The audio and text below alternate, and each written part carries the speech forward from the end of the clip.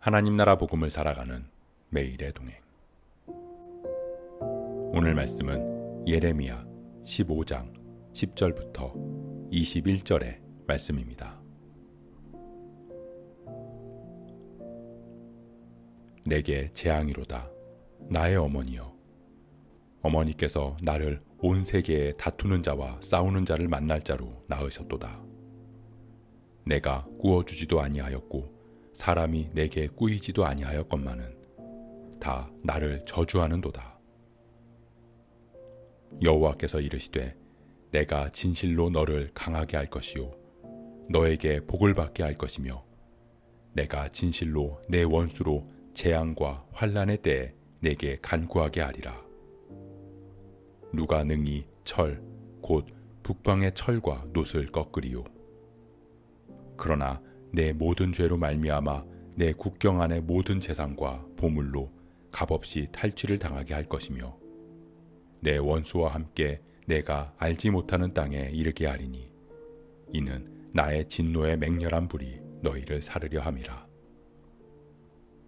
여호와여, 주께서 아시오니 원하건대 주는 나를 기억하시며 돌보시사 나를 박해하는 자에게 보복하시고 주의 오래 참으심으로 말미암아 나로 멸망하지 아니하게 하옵시며 주를 위하여 내가 부끄러움 당하는 줄을 아시옵소서. 만군의 하나님 여호와시여, 나는 주의 이름으로 일컬음을 받는 자라. 내가 주의 말씀을 얻어먹었사오니 주의 말씀은 내게 기쁨과 내 마음의 즐거움이오나 내가 기뻐하는 자의 모임 가운데 앉지 아니하며 즐거워하지도 아니하고 주의 손에 붙들려 홀로 앉았사오니 이는 주께서 분노로 내게 채우셨음이니이다. 나의 고통이 계속하며 상처가 중하여 낫지 아니함은 어찌 됨이니이까. 주께서는 내게 대하여 물이 말라서 속이는 시내 같으시리이까. 여호와께서 이와 같이 말씀하시되 내가 만일 돌아오면 내가 너를 다시 이끌어 내 앞에 세울 것이며 내가 만일 헛된 것을 버리고 귀한 것을 말한다면 너는 나의 입이 될 것이라. 그들은 내게로 돌아오려니와 너는 그들에게로 돌아가지 말지니라. 내가 너로 이 백성 앞에 견고한 놋성벽이 되게 하리니 그들이 너를 칠지라도 이기지 못할 것은 내가 너와 함께하여 너를 구하여 건짐이라. 여호와의 말씀이니라. 내가 너를 악한 자의 손에서 건지며 무서운 자의 손에서 구원하리라. 이스라엘을 반드시 심판하실 것이라는 하나님의 말씀, 그리고 중재자로서의 예레미야의 탄식. 그렇게 예레미야는 하나님의 심판의 메시지를 전하고 이제 하나님 앞에 하나님의 자녀로서 서 있습니다. 그리고 자신의 신세를 이렇게 표현합니다. 내게 재앙이로다. 다 나를 저주하는도다. 하나님과 이스라엘 사이에서 힘들어해야 하는 자신의 인생. 동족이 당한 심판에 괴로워하며 막아서고자 했던 자신의 모습은 너무나 슬펐고 이스라엘을 돌이키기 위해 하나님의 말씀을 전할 때 백성들이 퍼붓는 저주는 고통스러웠습니다. 그런 예레미야를 하나님께서는 위로하십니다. 내가 진실로 너를 강하게 할 것이요 너에게 복을 받게 할 것이며 내가 진실로 내 원수로 재앙과 환난의 때에 내게 간구하게 하리라. 하나님은 예레미야를 강하게 붙잡아 주시고 하나님께서 함께 하시는 복을 누리게 할 것이고 또한 원수들, 자신에게 저주를 퍼부은 이스라엘 백성들과 북방에서 쳐들어올 바벨론이 재앙과 환난의 때에 너를 찾게 될 것이라는 역전의 복을 주시겠다고 위로하십니다. 하지만 북방의 철과 놋, 즉 바벨론은 이스라엘을 치고 모든 재산과 보물을 다 빼앗아 갈 것이고 이스라엘 백성들이 잡혀갈 때 그곳에 예레미야도 함께 가게 될 것이라고 말씀하십니다. 예레미야는 하나님께 호소합니다. 하나님의 말씀을 선포하는 사명의 자리는 홀로 앉아있는 고독의 자리이고 분노의 자리입니다. 하나님의 메시지, 그 메시지를 전하는 것은 기뻐하는 자들 가운데 전하는 복된 생명의 자리인 줄 알았는데 그곳은 고독한 자리이고 고통의 자리이고 하나님께서 물이 말라버린 시내와 같이 나를 속인 것 같다고 울부짖습니다. 하나님께서는 그런 예레미야에게 말씀하십니다. 내가 만일 잡혀간 그곳에서 돌아오면 내가 너를 다시 내 앞에 세울 것이다. 내가 나의 메시지를 전한다면 너는 나의 입이 될 것이다. 사랑하는 성도 여러분, 예레미야는 하나님의 말씀을 전하는 것이 기쁘고 복된 사명이라 생각했습니다.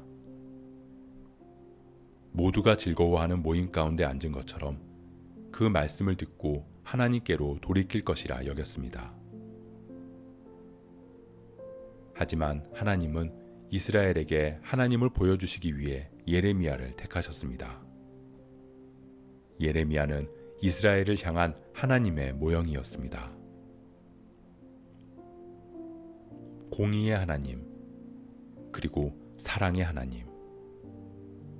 돌이키지 않을 때, 죄악 가운데 거할 때 심판하실 수밖에 없는 하나님의 마음을 예레미야를 통해 보이셨습니다. 그리고 그들의 죄로 인해 바벨론에 잡혀가는 상황 속에서 이스라엘과 함께하는 예레미야를 통해 진노와 심판 가운데에서도 함께하시는 하나님의 사랑을 보이셨습니다.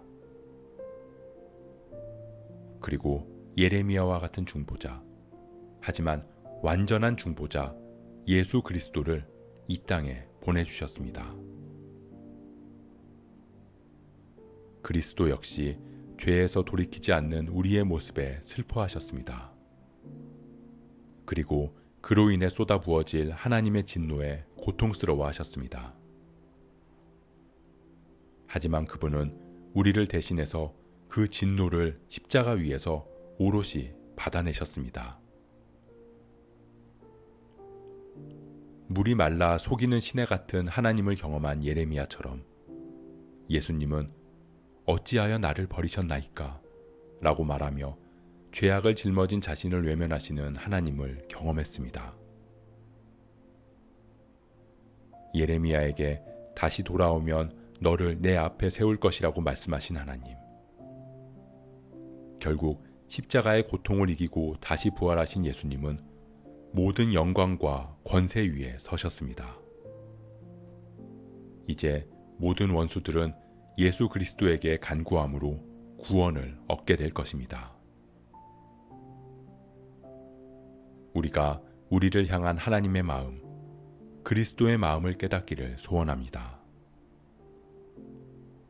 죄악 가운데 죽을 수밖에 없는, 사망의 길로 끌려갈 수밖에 없는 우리를 대신해 하나님과 화목해 하신 그리스도의 사랑에 감격하며 그 은혜를 누리는 저와 여러분 되시길 주님의 이름으로 축복합니다.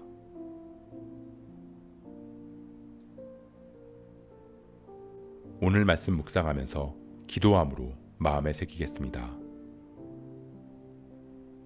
예레미야는 하나님의 사명을 받은 선지자였습니다.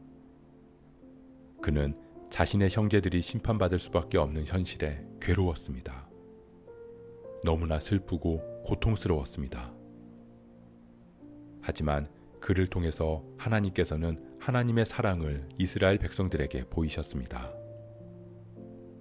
예레미야를 통해 진노 중에도 함께 하시는 임마누엘의 하나님을 경험하게 하셨습니다.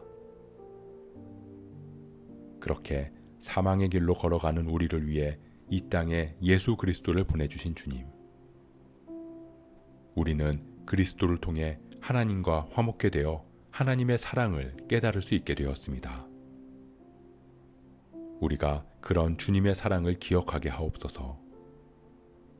십자가를 통해 주어진 은혜와 사랑을 붙들고 살아가게 하옵소서.